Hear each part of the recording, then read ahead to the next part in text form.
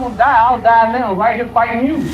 Muhammad Ali, born Cassius Clay, is widely regarded as one of the greatest boxers in the history of the sport. I murdered a rock, injured a stone, hospitalized a brick.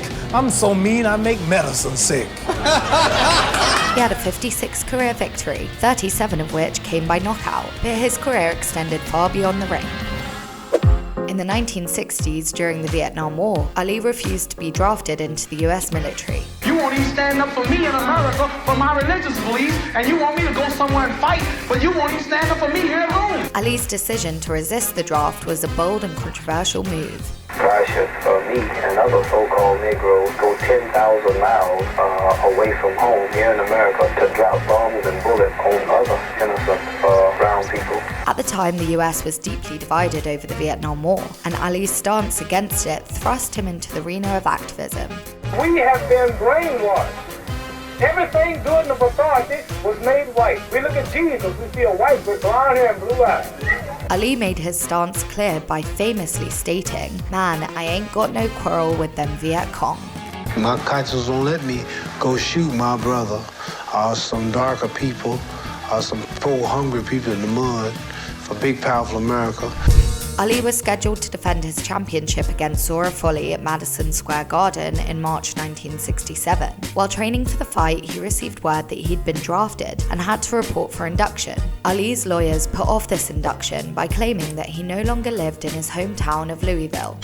Friday in Houston was the champion's moment of truth. He showed up at the induction center but refused to step forward, bringing on the threat of prison and a shattered career. Eventually, Ali refused to step forward when his name was called during the induction ceremony.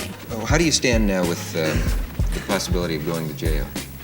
Oh, I don't know. I'm just waiting any day now. The penalties for refusal was a $10,000 fine and up to 5 years in prison. Yet Ali wouldn't budge. It's kind of hard to put a black man or any black person in this country in jail, because if you ask the average one, we're already in jail. We've been in jail 400 years. In 1967, he was stripped of his boxing titles. Furthermore, his boxing license was suspended by the New York State Athletic Commission, leading to a ban on him from participating in boxing matches in the United States. This decision had a significant impact on Ali's career, stunting it at its peak. Are there times when you miss being heavyweight champ of the world? No, they miss me. During the 3 years he was unable to fight professionally, Ali appealed his case all the way to the Supreme Court. You can deny the draft on any grounds, but you'll have to go to court. It's law. If you lose, you go to jail, which I said I do. My fight is legal. In 1971, the Supreme Court overturned his conviction in a unanimous decision. They ruled that since Ali had converted to the Nation of Islam, his objection to military service was based on sincere religious beliefs. We are taught to obey the laws of the land as long as it don't conflict with our religious beliefs. This victory allowed Ali to return to the boxing ring. He went on to resume his career, eventually reclaiming the heavyweight title.